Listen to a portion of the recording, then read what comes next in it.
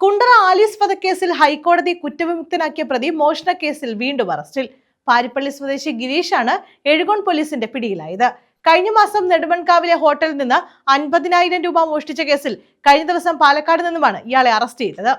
ഇനിയും ദുരൂഹത മാറാത്ത കുണ്ടറ ആലീസ് വധക്കേസിൽ സെഷൻസ് കോടതി വധശിക്ഷയ്ക്ക് വിധിക്കുകയും ഹൈക്കോടതി പിന്നീട് കുറ്റവിമുക്തനാക്കുകയും ചെയ്ത പ്രതിയാണ് മോഷണക്കേസിൽ വീണ്ടും അറസ്റ്റിലായത്.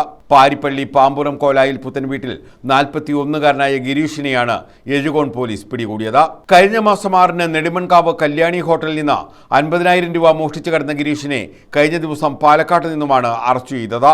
കല്യാണി ഹോട്ടലിൽ 5 ദിവസം മാത്രം ജോലിക്കു നിന്ന ഗിരീഷ് ഉടമയുടെ കണ്ണ് വെട്ടിച്ച് മേശവലിപ്പിൽ നിന്ന് പണം കവർന്ന് രക്ഷപ്പെടുകയായിരുന്നു. നേരത്തെയും നിരവധി മോഷണ കേസുകളിൽ ഇയാൾ പ്രതിയായിട്ടുണ്ട്. ജോലിക്കു നിന്ന സ്ഥാപനങ്ങളിൽ നിന്ന് പണം കവർന്ന കേസുകളാണ് അധികവും.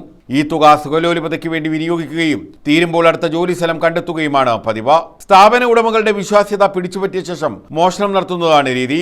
തെക്കുംഭാഗം പാരിപ്പള്ളി, ശക്തികുളങ്ങര, കൊല്ലം വെസ്റ്റ്, കടക്കാവൂർ, പരവൂർ, ഓച്ചിറ സ്റ്റേഷനുകളിൽ ഇയാൾക്കെതിരെ കേസുകളുണ്ട്. ഇതിന് പുറമെയായിരുന്നു കുണ്ടറ സ്റ്റേഷനിലെ ആലീസ് വധക്കേസ്. 2013-ലാണ് കുണ്ടറ മുളവന കോട്ടപ്പുറം എവി സദനത്തിൽ ആലീസ് വർഗീസ് കൊല്ലപ്പെട്ടത്. ഒറ്റയ്ക്ക് താമസിച്ചിരുന്ന ആലീസിനെ കഴുത്ത് മുറിച്ച് കൊലപ്പെടുത്തി ആഭരണങ്ങൾ കൊള്ളയടിച്ചെന്നായിരുന്നു കേസ്. കേസിൽ 2018-ൽ സെഷൻസ് കോടതി ഗിരീഷിനെ വധശിക്ഷയ്ക്ക് വിധിച്ചു.